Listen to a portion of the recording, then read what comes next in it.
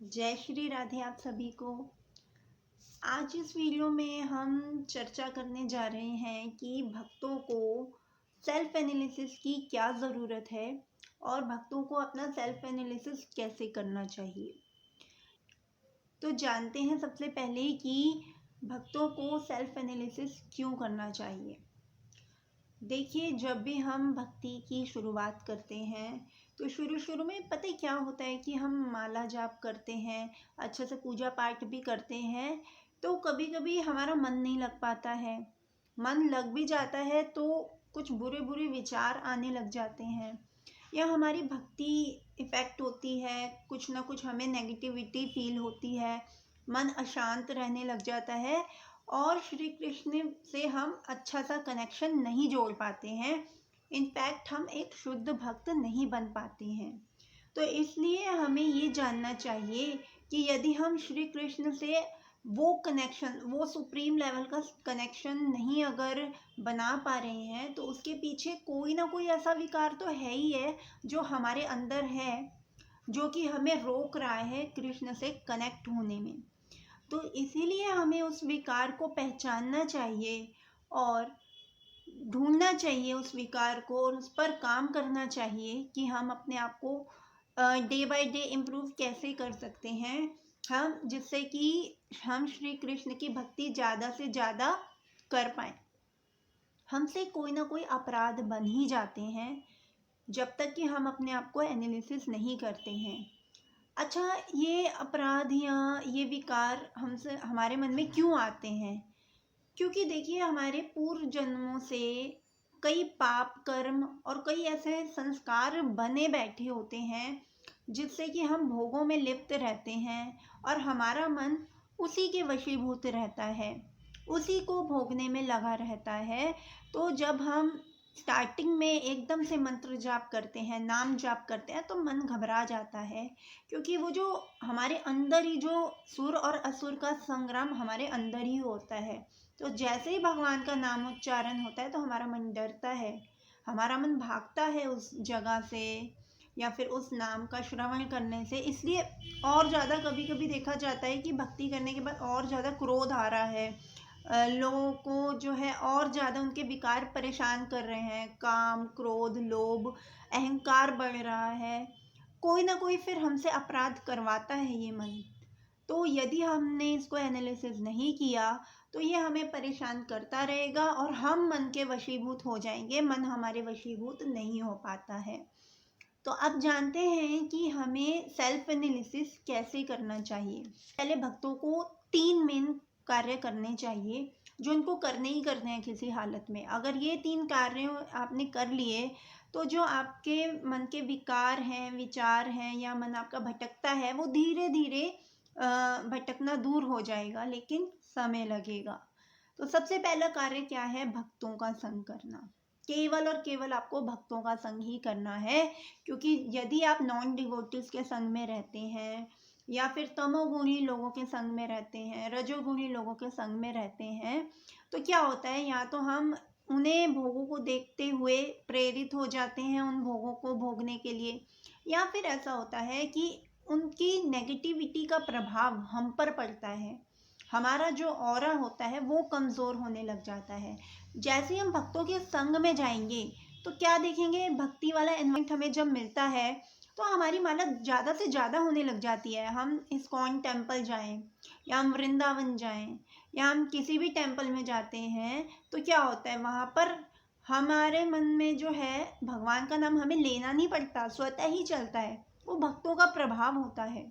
कई बार भक्तों का एसोसिएशन ऐसा हो जाता है कि हमारे जो जितने भी विकार विचार जो हैं हमसे बुरा भी करवाने वाले होते हैं ना, तो हम बच जाते हैं। तो ऐसा भक्तों का संग होता है, क्योंकि संतों की तो दृष्टि इतनी उत्तम होती है कि संत जहाँ जिस व्यक्ति को देख लेते हैं उस पर भगवत कृपा हो जाती है।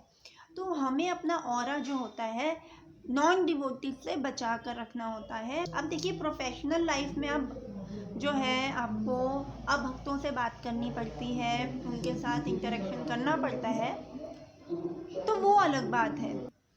दूसरी चीज़ जो है, हमें कुछ ना कुछ रोज अध्ययन करना चाहिए, 10 मिनट ही सही, या फिर श्रवण कर सकते हैं। क्योंकि डेली डेली जब हम भगवत लेक्चर सुनेंगे या भगवत जो है प्रवचन सुनेंगे या भगवत कथाएं सुनेंगे, तो क्या होता है, धीरे धीरे धीरे धीरे रोज का जैसे हमारा मन जो है निर्मल होना शुरू हो जाता है। जैसे कि शुद्धता आती है, रोज हम जैसे नहाते हैं, हम अपने शरीर की पवित्रता करते हैं जिस तरीके से मेंटेन, ऐसे मन की पवित्रता के लिए, मन के विकारों को रोज धोने के लिए आपको 10 मिनट का मिनिमम, कह रही हूँ 10 मिनट से लेकर, आपको अध्ययन करना चाहिए या फिर किसी न किसी कथा का श्रवण करना चाहिए। अब जो मेन इम्पॉर्टेंट चीज़ जो है वो सेल्फ एनालिसिस की है। आपको एक डायरी मेंटेन करनी है, डायरी लिखनी है। अब वो डायरी क्यों लिखनी है? अभी आप कहोगे कि मतलब ये डायरी लिखने से क्या फ़ायदा होगा? नहीं, बहुत ज़्यादा फ़ायदा होता है। क्योंकि जितने भी सक्सेसफुल पर्सन हैं किसी भी फील्ड में ले लोगे आप, वो डायरी ज़रूर लिखते हैं, अपने आप को सेल्फ एनालिसिस ज़रूर करते हैं। इसलिए भक्तों को भी अपना सेल्फ एनालिसिस करना चाहिए। तो आप डायरी में सबसे पहले क्या लिखेंगे? सबसे पहले आपको डायरी में लिखना है अपना उद्देश्य, आपका लक्ष्य। आपका लक्ष्य क्या है? भगवत धाम जाना, इस भवबंधन से छुटकारा पाना है, तो आपको वो उद्देश्य लिखना है। देखिए, जो हमारी इंद्रियां हैं, सारी इंद्रियां जब हम कृष्ण के भक्ति में लगाते हैं, तो क्या होता है, हमारी इंद्रियां जो है कृष्ण की ओर अग्रसित होती हैं।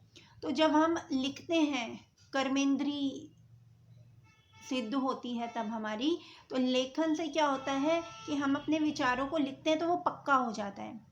हम बोलेंगे, श्रवण करेंगे, लेकिन लिखिए, लिखने से बहुत ज़्यादा प्रभाव पड़ता है। तो सबसे पहले हमें अपना उद्देश्य लिखना है कि हम गोलोक जाना चाहते हैं। फिर उसके बाद हमें लिखना है कि हमारा संबंध किससे है। हमें अपना संबंध स्थापित करना है, वो केवल और केवल श्री कृष्ण से हमारा संबंध है और हमें उनके आश्रित होना है, हमें उनका दास बनना है। ये बहुत ज़रूरी है और ये सत्य भी है। जब हम अपना संबंध जो है सांसारिक लोगों से बनाते हैं, तो इसीलिए तो हमारा मन जो है संसार में लगता है, इसीलिए तो हमारा मन परिवारजनों में लगता है, वहाँ नहीं भटकेगा। लेकिन कृष्ण भक्ति में आते ही क्यों भटकेगा? क्योंकि अभी तक संबंध स्थापित नहीं किया है। तो संबंध स्थापित करना बहुत ज़रूरी है। तीसरी चीज़ हम लिखेंगे कि हमें श्री कृष्ण की प्रसन्नता के लिए सभी कार्य करने हैं, क्योंकि हमें किसी को खुश नहीं करना है। कहते हैं ना, एक के साधे सब सधे, सब साधे सब जाए। तो केवल और केवल श्री कृष्ण को प्रसन्न रखिए, ये जगत अपने आप आपसे प्रसन्न हो जाएगा। तो ये जो 3 बातें आप लिखेंगे, इसी के बेस पे आपको एनालिसिस करना है। जब भी आपके मन में कोई विचार आए या कोई कार्य करने के लिए आप प्रेरित होते हैं, तो आपके दिमाग में होना चाहिए कि क्या ये मेरा उद्देश्य पूर्ण करेंगे? क्या ये जो कार्य है या जो भी विचार मेरे मन में आ रहा है इस कार्य को करने में, तो क्या कृष्ण इससे प्रसन्न होंगे? यदि नहीं, तो फिर ये मैं क्यों कर रहा हूँ? और ये जितने भी विचार हैं या विकार हैं, ये किस प्रकार के विचार हैं? काम का है, क्रोध का है, अहंकार का है, लोभ का है, जलन का है, किस चीज़ का है? और ये थॉट्स आपको लिखने हैं। आपके मन में जो नेगेटिव विचार आता है या पॉजिटिव विचार आता है, या फिर आप किसी न किसी लेक्चर को सुनते हैं तो वहाँ से आपको अच्छी बात पता चलती है, तो आप उसको लिखिए। जैसे कि आप किसी पर आपने क्रोध कर दिया, तो आप लिखिए कि मैंने इस पर्सन पर क्रोध किया है, बेवजह क्रोध किया है या जानबूझकर किया है या कैसे किया है, कोई भी वजह है वो लिखिए कि अल्टीमेटली मुझे क्रोध क्यों आया है, क्यों मैं बेवजह कर रही हूँ। या दूसरे पर्सन के जो नॉन डिवोटीज हैं, हमारे घर में ही क्यों ना होंगे, तो उनके आचरण ऐसे होते हैं कि हम लोग परेशान हो जाते हैं, तो हम क्रोधित हो जाएंगे या फिर कोई ना कोई हमें, हमारा मन दुखेगा, तो वो चीज़ नेगेटिविटी भी आएगी। तो वो चीज़ हमें लिखनी है कि मैं इस अमुक पर्सन से परेशान क्यों हूँ या फिर इस विचार से मैं परेशान क्यों हूँ। जब आप इसको जान लेंगे ना कि मेरे अंदर ये विकार है, ये विचार आ रहा है, ये अवगुण है, तो तभी ना आप इस पे कार्य कर पाएंगे। तो इसलिए विकार पहचानना बहुत ज़्यादा ज़रूरी है।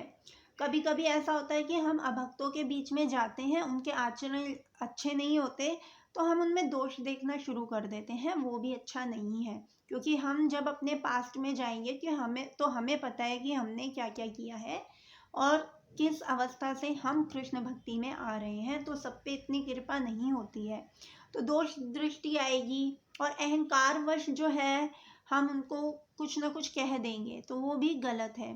तो यानी हम अहंकारी हो गए हैं, तो ये विचार भी आ सकता है। कभी कभी ये होता है ना कि कुछ लोगों को दूसरों से जलन भी होने लग जाती है कि भाई हम कृष्ण भक्ति में ऐसे हो रहे हैं, हमें कुछ नहीं मिल पा रहा है, कृष्ण नहीं मिल पा रहा है, वो देखो वो तो बुरे काम कर रहा है तब भी वो सुखी है। तो ये क्या है? कई लोग तो बहुत ज़्यादा जलते हैं, इवन डिवोटीज भी। लेकिन ये चीज़ जो है हमें लिखनी है। अगर हम नहीं लिखेंगे तो हम इन चीज़ों से दूर नहीं हो पाएंगे और हमारी भक्ति पर असर पड़ेगा ही पड़ेगा। और लक्ष्य हमारा है कृष्ण के पास जाने का, लोगों का नहीं है। इसलिए हमें अपना जज बनना है, अपना वकील नहीं बनना है। अपने आप को एज जैसे हम दूसरे को एनालिसिस करते हैं, हमें अपने आप को एनालिसिस करना है। डायरी पर सब कुछ लिख डालिए, तो अपने स्वयं के गुरु बनिए। तो डायरी मेंटेन करना बहुत ज़्यादा ज़रूरी है। तो जब हम अपने विकार जो है, अवगुण जो है पहचान लेते हैं, तब श्रीमद् भगवत गीता में उस पर्टिकुलर विकार से रिलेटेड या उस अवगुण से रिलेटेड कुछ श्लोक लिखे होते हैं। भगवान ने खुद बताया है कि यदि आप काम से ग्रसित हैं, आप क्रोध से ग्रसित हैं, आप में अहंकार है, या आप आलस्य से परेशान हैं, या आप में नकारात्मकता ज़्यादा है, या आप दुखी ज़्यादा हैं, तो भगवान ने खुद उन श्लोकों के माध्यम से उसका समाधान भी बताया है। लेकिन उससे पहले हमें क्या करना है? अपने आप को एनालिसिस करना है। ये मेरा पर्सनल अनुभव भी है, मैं भी इसी तरह से अपने आप को एनालिसिस करती आई हूँ। लेकिन क्या होता है ना कि कभी कभी हम भी ज़्यादा नेगेटिव लोगों के बीच में रहने से प्रभावित हो ही जाते हैं, तो एनर्जी लेवल डाउन हो जाता है, भक्ति नहीं हो पाती है। तो ये अनुभव मैंने आपके सामने शेयर किया है कि मैंने जो है, मेरे ऊपर भी जब ऐसी चीज़ें आई, इफ़ेक्ट हुई मेरी भक्ति, तो मैं क्या क्या कर रही हूँ और कैसे कैसे कर रही हूँ। तो मैं इस वीडियो के माध्यम से, आगे और वीडियोस के माध्यम से अपनी जो जर्नी है आपको बताऊँगी। तो आप लोग भी इस चीज़ को ज़रूर कीजिए, अपने विकारों को पहचानिए, अवगुणों को पहचानिए और उस पर वर्क कीजिए।